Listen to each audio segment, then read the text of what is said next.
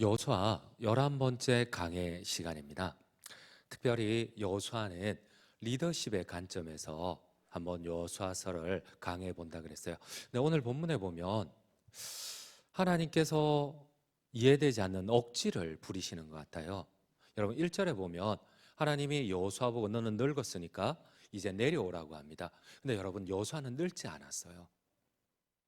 나이는 많았지만 여호수아는 죽을 때까지, 여러분 모세는 죽을 때까지 하나님이 은혜를 주신 여호수아와 갈렙은 죽을 때까지 그 눈이 흐리지 않고 기력이 쇠하지 않았어요. 단지 나이만 많을 뿐이에요. 근데 하나님께서는 늙었으니까 내려오라고 합니다.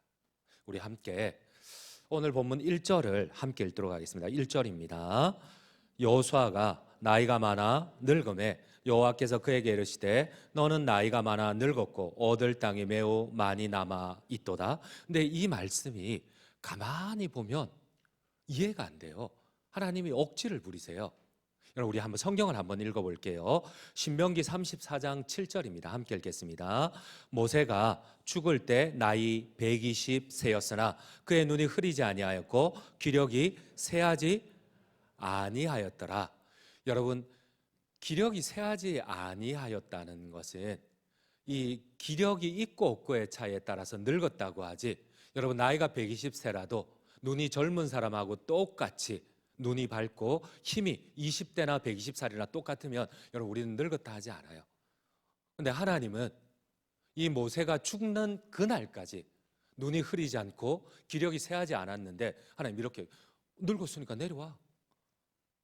여러분 여호수아처럼 위대한 지도자가 없었어요. 근데 하나님이 이해되지 않는 말씀을 하세요. 젊은 사람보다도 더 힘이 있고 더 기력이 왕성한데 억지를 부리세요. 나이가 들었으니까 내려오라는 겁니다. 왜 하나님 이렇게 말씀을 하실까요? 여러분 여기에는 리더십의 중요한 교훈이 있어요. 하나님의 교훈이 있어요. 우리 한번 여호수아 14장 10절 11절도 함께 읽겠습니다. 14장 10절 11절입니다. 이제 보소서 여호와께서 이 말씀을 모세에게 이르신 때로부터 이스라엘이 광야에서 방황한 이 45년 동안을 여호와께서 말씀하신 대로 나를 생존하게 하셨나이다. 오늘 내가 85세로 돼 모세가 나를 보내던 날과 같이 오늘도 내가 여전히 강건하니 내 힘이 그때나 지금이나 같아서 싸움에나 출입에 감당할 수 있으니. 45년 전 젊었을 때나, 여러분 모세는 죽을 때나, 여호수아 갈렙은 85세가 넘는 나이 동안 죽을 때까지 여러분 젊었을 때나 출입하는데 전쟁을 치르는데 아무 문제가 없었어요. 그런데 하나님이 이렇게 얘기를 합니다. 나이 많아 늙었으니까 내려오라고 합니다. 여러분 이게 이해가 안 되잖아. 그런데 억지를 부리신 하나님께서 그 뒷부분도 이해가 안 돼요. 여러분 여호수아만큼 위대한 지도자가 없어요. 여전히 나이만 많을 뿐이지 젊은이들 못지않게 힘과 체력을 가진, 오히려 더 연륜 있고 더 왕성한 이 사람을 내려오라고 해놓고 다음에 말도 안 되는, 논리적으로 맞지 않는 얘기를 해요. 얻을 땅이 아직 많이 남았다, 전쟁할 땅이 아직 많이 남았다 그래요. 여러분 위대한 지도자를 내리기 위해서는 이제 땅을 다 얻었으니까 너 내려와도 돼, 이게 논리적으로 맞지 않나? 근데 건강한 사람 보고, 힘 있는 사람 보고, 능력 있는 사람 보고 억지로 너 내려와 그래놓고 다음에 이렇게 붙여요. 얻을 땅이 이제 없으니, 이게 아니라 얻을 땅이 많으니 내려오라는 거야. 말도 안 되는 하나님의 논리가. 우리 한번 같이 한번 천천히 한번 1절을 한번 읽어보세요. 13장 1절입니다. 함께 읽겠습니다. 여호수아가 나이가 많아 늙음에 여호와께서 그에게 이르시되 너는 나이가 많아 늙었고 얻을 땅이 매우 많이. 이게 말이 안 되잖아. 능력 있는 지도자를 내릴 때는 여러분 이제 전쟁이 끝나야 되잖아. 근데 오히려 전쟁할 게 너무 많아요. 가나 이제 여리고를 점령했고 이제 뭐 몇 성을 점령하지 않았어요. 아직 한참 남았는데 하나님 너 이제 대장에서 내려오라는 거예요. 그리고 덧붙여서 이렇게 억지로 내려오라 해놓고 그 억지가 힘은 있는데 젊은이들 못지않는 여호수아 보고 그냥 단지 나이가 많다는 이유 때문에 내려오라고 해요. 그래 놓고 얻을 땅이 많이 남았습니다. 이게 연결이 안 돼요. 여러분 하나님의 교훈은 이것입니다. 오늘 본문 7절에 보면 하나님의 정확한 교훈이 나옵니다. 우리 13장 7절을 한번 읽도록 하겠습니다. 너는 이 땅을 9지파와 므낫세 반지파에게 나누어 기업이 되게 하라 하셨더라. 여러분, 그래요. 어쩌면 한국 교회가 실패한 이유가, 미국 교회가 실패한 이유가, 유럽 교회가, 또 오늘 본문에 나오는 이스라엘이 계속해서 하나님의 뜻을 제대로 깨닫지 못하고 실패한 이유가 바로 이것이에요. 본인들은 홍해를 가르시는 하나님을 만났어요. 본인들은 10가지 재앙 가운데 임하시는 거룩한 하나님을, 신의 산에서 영광 가운데 불로서, 지진으로서, 영광으로서 임하시는 하나님을 만났어요. 그런데 그 다음 세대가 하나님을 만난 경험이 없어요. 여러분, 어쩌면 여러분들의 부모님 세대는 하나님을 만났어요.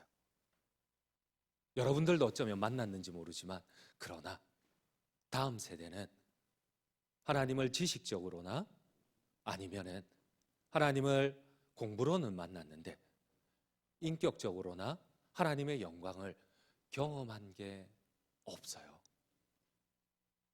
그러다 보니까 이스라엘도 가나안에 들어가서 30년이 안 되어서 범죄하고 하나님의 심판을 받을 수밖에 없었고, 유럽 교회도 그렇고, 여러분 한국 교회도 15년 전만 하더라도 설마 이랬는데 한국 교회도 똑같은 전철을 밟아가요.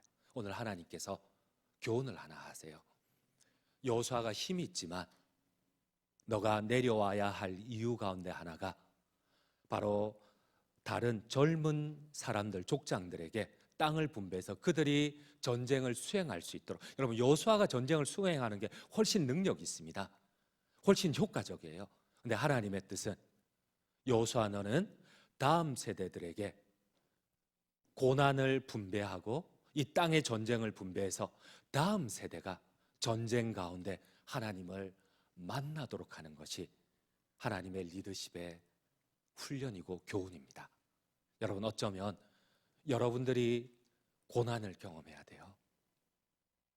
여러분들이 직접 부모님들이 만났던 하나님을 직접 만나셔야 돼요. 이게 다음 세대를 향한 하나님의 리더십의 중요한 교훈이에요. 여러분, 어쩌면 우리는 한국 교회는 좋은 건물을, 부모님들이 헌신해서 좋은 건물을 짓고 어쩌면 주차장도 이렇게 다음 세대들에 넘겨주었는지 모르겠는데, 그러나 한국 교회는 기하급수적으로 지금 2010년도에 정점을 찍고 지금 한 40% 정도가 감소가 되었어요. 성도들이. 물론 인구수가 줄은 것도 있지만은, 그러나 이것은 인구수가 줄지 않은 유럽 교회도 마찬가지였고 미국 교회도 마찬가지였어요. 오늘 하나님께서는 지도자들에게 자기의 마지막 이 리더십을 발휘하는 것에 중심이 다음 세대를 세우라고 하십니다. 여러분, 어쩌면 원하는 것을 내가 평안히 다 받는 것이 어쩌면 축복이 아닐 수 있어요.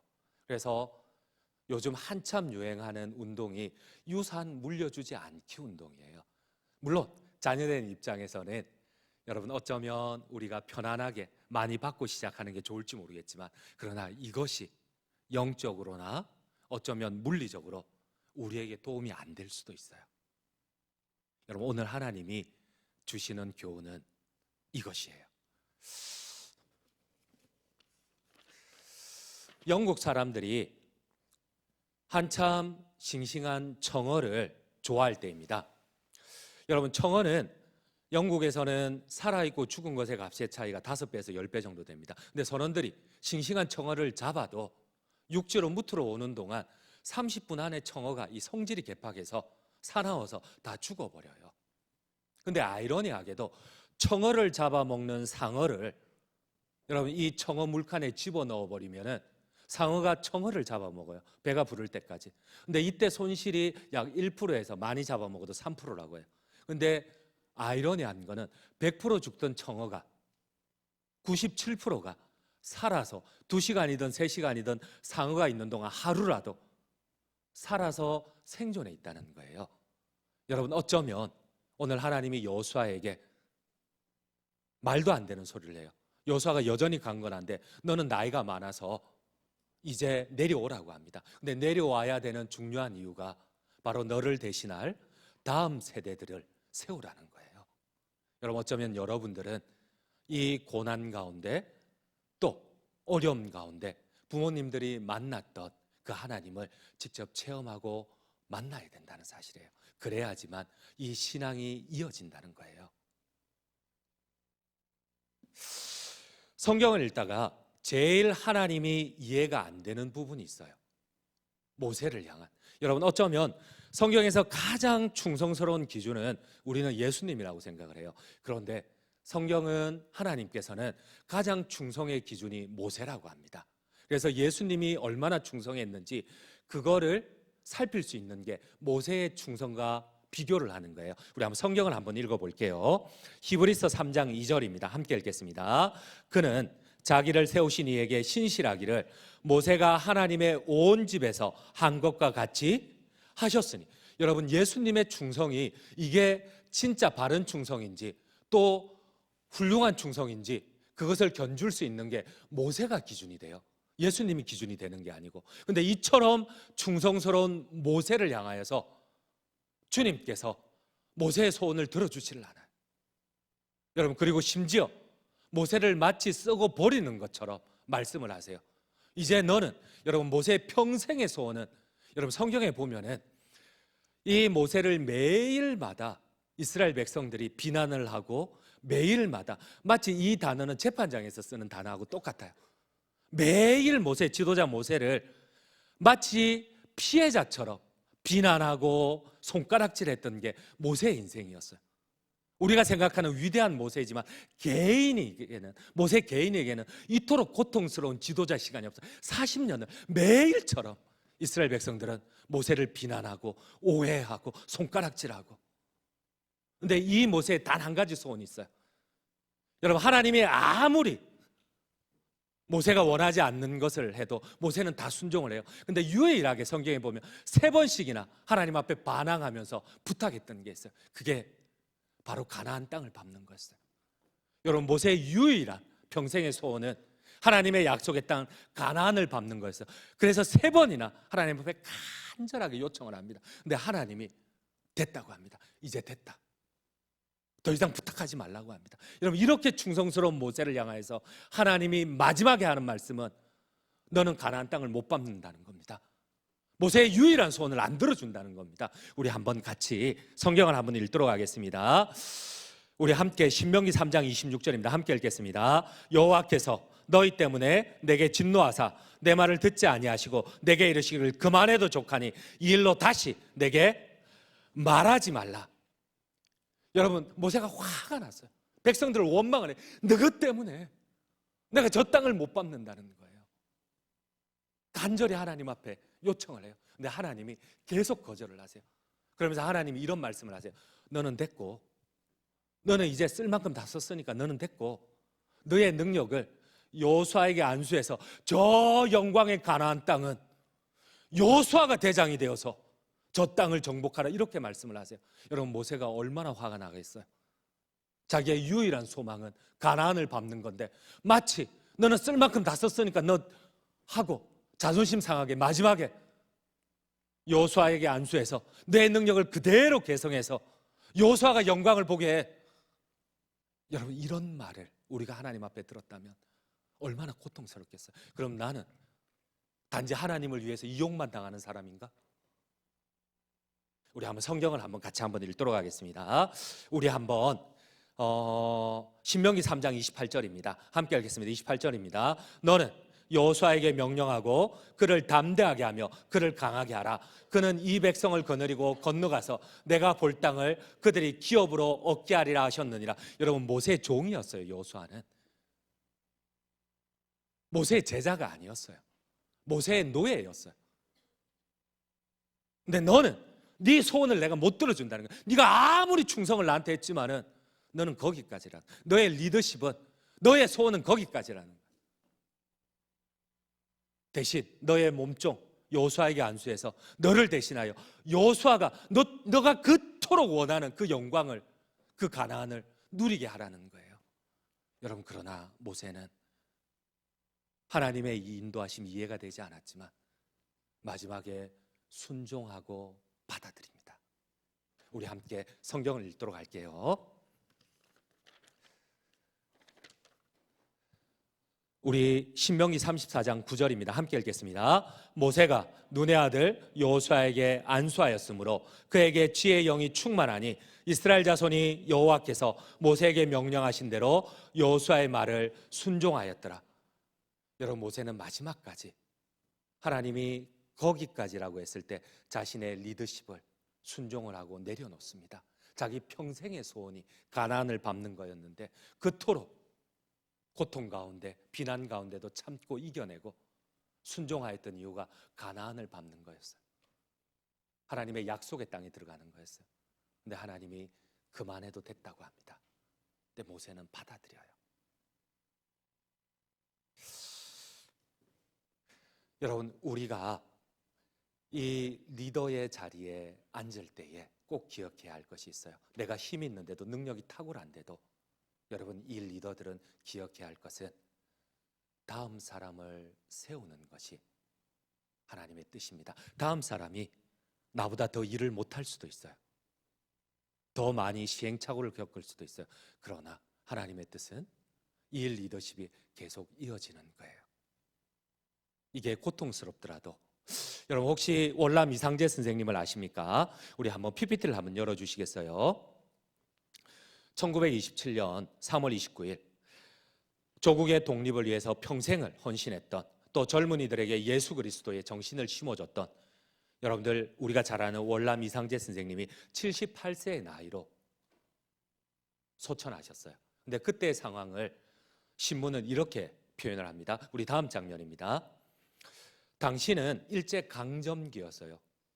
조선인들은 모일 수가 없었어요. 그럼에도 불구하고 일본의 통치 시대였음에도 불구하고 온 결에는 한 마음이 되어서 이 월남 이상재 선생님의 성대한 사회장을 치루었다.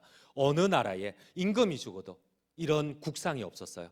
그런데 어마어마한 규모였어요. 월남 선생님의 유해는 저 서울을 떠날 때에 10만 명이, 서울의 인구가 50만이 안 될 때에 10만 명이 모였어요. 심지어 선산으로, 이 충남 한산으로 모셔졌는데 일본이 긴장할 정도로 전국에서 모든 지도자들이 모여들었어요. 우리 PPT 세 번째입니다. 고향에 들어왔었을 때에 영군은 쌍두마차가 끌었고, 그리고 전국에서 모인 유지 대표자 800명이 이 장례를 호위하였고, 그리고 선생의 영정을 모신 소년군이 마차 뒤에 따랐고, 그 뒤로는 소년 척후대가, 심지어 전국에서 모인 대표 남녀 학생 3,000명이 행렬을 지어 따랐고, 그 다음에는 200개의 조기와 300개의 만장대가 여러분 가득 이 한산, 충남 한산을 메웠어요. 그런데 여러분, 이처럼 훌륭한 이상재 선생님도 스스로 자결을 결심했을 때가 있었어요. 그리고 자기와 함께 YMCA에서 일했던 이 게일과 질레트 브라방 선교사님한테 자기의 마지막 인사를 했어요. 자기는 자결을 할 거라고. 우리 한번 PPT 네 번째를 보시도록 할게요. 여러분, 그렇습니다. 하나님께서 이 이상재 선생님에게도, 이처럼 위대한 선생님에게도, 어쩌면 조선의 독립을 가져오신 위대한 선생님에게도 여러분, 하나님께서 고통을 주셨어요. 여러분, 독립운동을 하다가 감옥에 이상재 선생님이 갇혀 있을 때예요. 자기의 귀에, 여러분, 어느 나라 식민지도 여러분 그 나라의 국모를, 왕비를 이 야쿠자가 가서 칼로 난도질을 하고 석유로 불태운 나라는 조선밖에는 없어요. 그런 소문이 들리기 시작을 합니다. 또 그 다음에는 고종이 일본에 의해서 폐위를 당합니다. 여러분, 자기가 평생 가족을 버리고 가족을 돌보지 않고 독립운동을 했는데 여러분, 들려오는 소식이 좋지 않아요. 심지어 감옥에 있을 때에 황제가 폐위가 되고 국모가 석유에 불태워졌는데 아내 유 씨조차도 목숨을 잃었어요. 아내의 죽음이 들려지기 시작합니다. 두 아들이 있었어요. 큰아들 승윤이가 죽임을 당하고 둘째 아들 승인이마저도 죽음을 맞이하였어요. 살아갈 이유가 없어요. 자결을 결심했을 때에 마지막 인사를 하고 게일과 질레트 브라방 선교사님이 이상재 선생님을 찾아옵니다. 그리고 이런 얘기를 합니다. 나라가 망하고 가족이 다 죽었다 할지라도 이 땅에는 선생님의 아들들을 대신할 조선의 청년들이 있지 않느냐. 다시 힘을 내기 시작합니다. 이 청년들을, 자신의 아들들을 다시 품기 시작을 합니다. 그는 추록과 동시에 YMCA의 총무일을 맡았고, 그리고 유일하게 조선을 바꿀 수 있는 것은 바로 예수 그리스도의 정신, 복음밖에 없다고 생각을 했어요. 그래서 그분 한 해에 18,000명에게 복음을 전했어요. 청년들이 일어서기 시작합니다. 그 청년들 가운데 유관순이 있었고, 그 청년들 가운데 100만 구령운동을 주관하는 사람들이 있었어요. 민족 대표 33인이 각 종교는 달랐지만 자신들이 다 죽어도, 일본에서 다 죽어도 한 사람, 자신들을 대신해서 한 사람, 그게 월남 이상재 선생님이셨어요. 그분을 남겨두었어요. 여러분, 어쩌면 하나님께서 우리에게 고난을 주실 수도 있고 이해되지 않는 길로 인도하실 때도 있어요. 어쩌면 여러분들을 리더로 세울 수도 있고, 그러나 그때 반드시 기억해야 할 것은 이 한 분의 영향력으로 여러분 100만 구령운동과 함께 3.1운동과 함께 조선의 독립이 주어지기 시작합니다. 여러분, 오늘 하나님께서 여호수아에게 고통 가운데, 모세에게 고통 가운데, 여러분 어쩌면 이상재 선생님에게 고통 가운데 한 가지 교훈을 하십니다. 우리가 이 고난을 통하여서 때로는 실패하더라도 이 고난 가운데 우리 부모님들이 만났던 하나님을 여러분들도 만나기를 축원합니다. 이러한 은혜가 여러분 모두에게 있기를 주님의 이름으로 축복합니다. 제가 한번 기도할게요.